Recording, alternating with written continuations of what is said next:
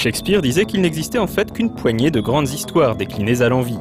Et au fond, la même chose peut être dite du jeu vidéo qui a toujours eu tendance à proposer le même type de challenge, qu'il s'agisse de sauver l'univers ou de remporter un trophée. Les jeux qui échappent à cette routine sont d'autant plus marquants qu'ils sont rares, et au milieu des années 90, l'éditeur Sanctuary Woods créa deux véritables ovnis qui restent aujourd'hui encore uniques en leur genre.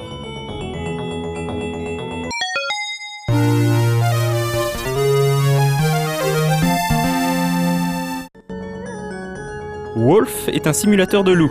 En d'autres termes, le joueur incarne un de ces beaux animaux si mal aimés et va devoir vivre sa vie de canidé de manière réaliste.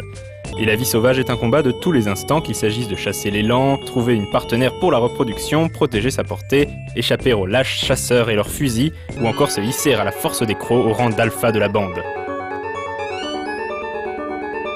Oui, la bande, car contrairement à ce qu'on croit, on parle bien d'une bande de loups et non d'une meute. Qui a dit que les jeux vidéo n'apprenaient rien ? C'est d'ailleurs le grand point fort de Wolf, car en plus d'être un excellent jeu de simulation, il se double d'une encyclopédie très complète sur l'animal. Un bel exemple de ce qu'est un titre ludo-éducatif réussi.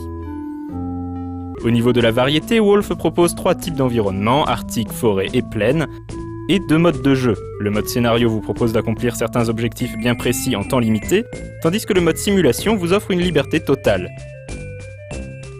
Pour assurer sa survie, le loup peut compter sur ses sens bien plus aiguisés que ceux d'un pauvre humain, l'ouïe, l'odorat et la vue notamment, afin de repérer les lapins à des kilomètres. Le réalisme a été poussé au point où il est même possible de marquer son territoire. Bref, Wolf est un titre captivant qui a étonnamment bien vieilli, une référence.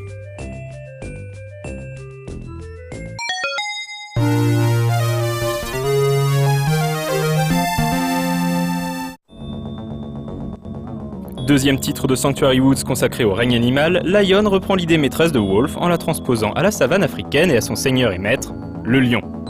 Bon d'accord, les lions sont peut-être un poil moins mystérieux et fascinants que les loups, mais ça n'enlève rien à la qualité du jeu. Celui-ci se révèle d'ailleurs sensiblement identique à Wolf dans ses mécanismes de gameplay. La principale différence vient du fait qu'il faudra désormais savoir utiliser les hautes herbes de la brousse pour approcher ses proies. Le jeu est également un peu plus fin graphiquement. Comme Wolf avant lui, Lion propose un contenu encyclopédique de qualité qui vient compléter le jeu avec élégance.